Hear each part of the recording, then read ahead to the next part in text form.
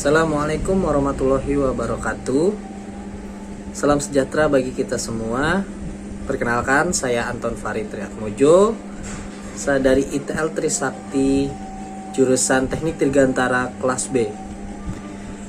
Video ini adalah dimana untuk mencari intisari dari kata-kata seorang diploma Republik Indonesia, Silvani Pasiribu, yang menanggapi tentang setiap ucapan dari Perdana Menteri Vanuatu soal isu Papua di Indonesia.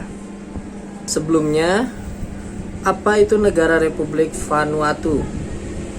Bagi yang belum tahu, Republik Vanuatu adalah sebuah negara kepulauan di Samudra Pasifik bagian selatan. Vanuatu terletak di sebelah timur Australia, timur Laut Kaledonia Baru, barat Fiji, dan selatan Kepulauan Solomon. Vanuatu dihuni oleh bangsa Melanesia seperti orang Papua. Sebenarnya apakah problem atau masalah dengan negara Republik Vanuatu terhadap Indonesia? Sejak 2016, Vanuatu bersama negara-negara di Kepulauan Pasifik lainnya mengkritik catatan HAM Indonesia di Papua dan Papua Barat. Mereka menggunakan kesempatan berpidato di Majelis PBB untuk mendesak RI untuk memberikan Papua menentukan nasib mereka sendiri. Pidato pihak Vanuatu langsung mendapat respon yang kuat dari delegasi Indonesia, yakni Nara Masista Rahmatia. Dia menyatakan kritik itu bermotif politik dan dirancang untuk mengalihkan perhatian dari masalah di negara mereka sendiri. Lalu pada tahun berikutnya, Vanuatu masih membawa isu yang sama pada acara sidang umum PBB ke-72. Perwakilan Republik Indonesia yaitu Aini Nuran membacakan hak jawab dalam sesi debat umum, menyatakan jika sudah terlalu banyak kabar hoaks mengenai hal ini. Satu kali lagi sudah terlalu banyak untuk hoaks dan dugaan keliru yang diedar oleh individu-individu yang termotivasi untuk melakukan aksi separatis di Papua dan Papua Barat, ungkap Ainan sebagaimana yang dikutip dari detik.com. Ainan juga menambahkan beberapa nama negara yang pro-separatis. Ia mengatakan jika mereka sengaja tak mau mengerti dan bahkan menolak untuk mengerti soal pembangunan di Papua dan Papua Barat.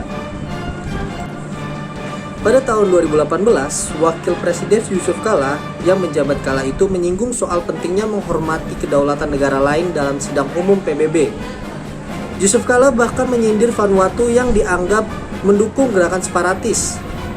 Pada tahun 2019, Perdana Menteri Vanuatu Charlotte Salwea Tabias menyebutkan adaan dugaan pelanggaran HAM di Papua dalam pidatonya di sidang Majelis Umum ke-74 PBB. Tabimas berharap PBB bisa mencari solusi yang untuk masalah dan mendatangi Papua untuk mengecek kondisi di sana. Indonesia kembali menggunakan hak jawab untuk memberi balasan tegas kepada Vanuatu yang kembali mengangkat isu tersebut. Diplomat Triangle Sangji menuding motif Vanuatu mengungkap isu Papua di PBB bukanlah ditarik kepedulian terhadap HAM, melainkan karena negara itu mendukung separatisme. Ia menyebut langkah tersebut provokatif. Vanuatu adalah state-sponsored separatism.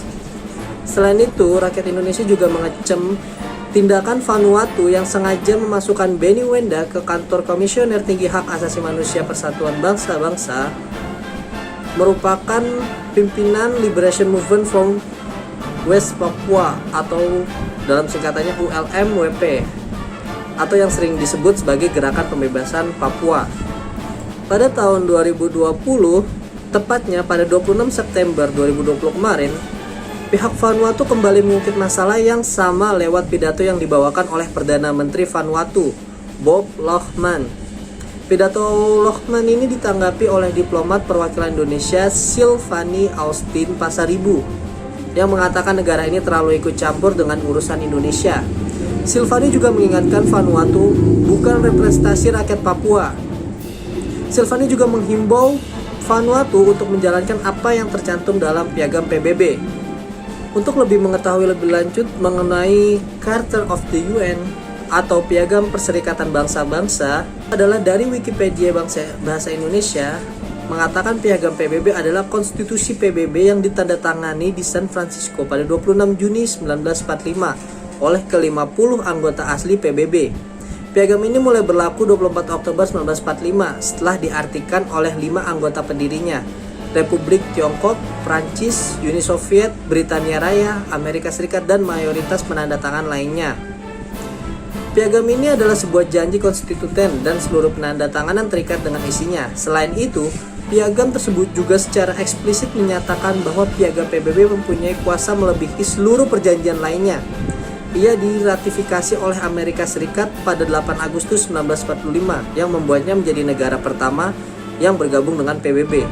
Bila kita lihat singkat bagaimana isi dari Piagam PBB ini merupakan di mana masyarakat PBB bertekad untuk menyelamatkan generasi mendatang dari bencana perang yang telah 2 kali dialami dan membawa derita yang tak bisa diungkap bagi kemanusiaan.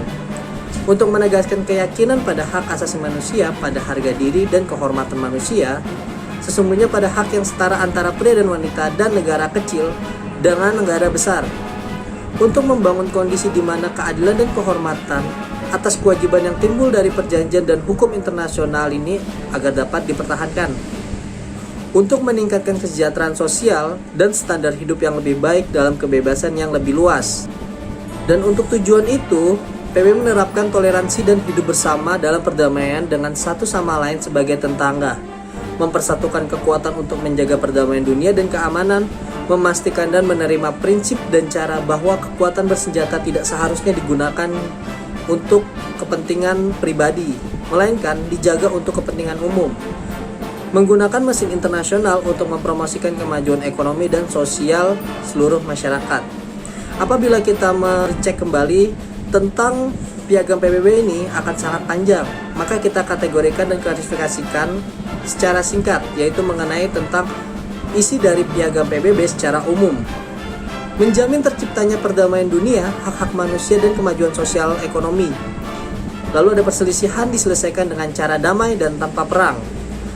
Larangan melanggar kedaulatan lain, larangan intervensi terhadap urusan domestik suatu negara, dan menjalin kerjasama dengan negara-negara yang dinilai dapat mengganggu kedamaian dunia. Kemudian ada beberapa poin-poin yang saya ambil dari video apa yang dikatakan oleh Diploma Muda Republik Indonesia Silvani Pasaribu, yaitu bagaimana sebuah negara ingin mengajari negara lain di mana negara itu sendiri tidak mengerti prinsip dasar Piagam PBB itu sendiri. Untuk itu, dengan menghormati prinsip tidak ikut campur dalam urusan domestik negara lain dan dengan menghormati kedaulatan dan integritas teritorial negara lain. Selanjutnya, Presiden Republik Indonesia menyatakan beberapa hari yang lalu di Aula PBB, di mana kita harus mengedepankan solusi bersama yang saling menguntungkan antar negara. Sri juga mengatakan tentang Indonesia berkomitmen menghargai perbedaan, menghormati toleransi, dan semua orang mempunyai haknya yang sama di negara demokrasi terbesar ketiga di dunia ini. Kita juga turut melindungi HAM di mana semua orang mempunyai kedudukan yang sama di depan mata hukum. Kita menghimbau kepada pemerintah negara Vanuatu untuk menyelesaikan dan tanggung jawab HAM dalam terhadap rakyatnya sendiri maupun terhadap dunia. Perwakilan orang-orang Papua merupakan orang Indonesia dan bukan merupakan orang luar. Selanjutnya adalah kita semua memiliki peran penting dalam pembangunan Indonesia termasuk di Papua itu sendiri. Dan yang terakhir adalah perkataan di mana prinsip dan penghormatan atas kedaulatan dan integritas teritorial Indonesia yang akan melawan segala pembelaan separatisme yang menggunakan dalih penegakan HAM. Lalu mengapa Republik Vanuatu ini menyebarkan isu-isu yang negatif kepada bangsa Indonesia? Dilansir dari kompasiana.com, pemerintahan Vanuatu memanfaatkan isi Papua untuk kepentingan politik partainya, yang mana seperti jelas terungkap dalam pernyataan yang dibuat oleh kantor Perdana Menteri Satok Kleman pada Mei 2012 dan diterbitkan oleh Vanuatu Daily Post pada 22 Mei 2012 yang antara lain menyatakan, di Vanuatu masalah Papua telah dipolitisir dan digunakan oleh berbagai partai politik dan gerakan politik Vanuatu, bukan untuk kepentingan orang Papua, tetapi lebih untuk pemilu dan propaganda politik, kata delegasi Indonesia. Saya saat belajar materi kedua ini mendapatkan wawasan baru mengenai di mana masih ada kondisi yang cukup mengenaskan akan negara lain yang memiliki kekurangan pendirian dan pengertian terhadap HAM, tujuan PBB, dan kondisi saat ini terutama di sekitaran negara Indonesia. Namun dari topik ini, hal yang belum saya pahami adalah mengenai tentang unsur dan alasan yang penting mengapa masih ada negara yang harus saling menjatuhkan dengan akibat merugikan dan bukannya saling tolong-menolong untuk saling menguntungkan. Kesulitan yang saya alami untuk belajar topik ini adalah informasi yang saya dapatkan dan ungkapkan tidak bisa saya percaya sendiri 100% sebagai jawaban yang paling benar dari setiap jawaban yang ada, karena kenyataannya kita semua masih mengalami kurangnya informasi yang sebenarnya, dan informasi tersebut masih tertutup oleh berbagai pihak yang terkait. Oleh karena itu, saya akan terus belajar kembali mengenai berbagai informasi seputar kondisi yang ada di dalam negeri dan luar negeri, di mana saya berharap dengan informasi yang saya dapat setidaknya dapat membantu diri saya dan orang-orang yang di sekitaran saya dalam menjalani kehidupan dalam sehari-hari. Terima kasih. Apabila ada kesalahan tentang ungkapan dan perkataan saya, mohon dimaafkan. Wassalamualaikum warahmatullahi wabarakatuh.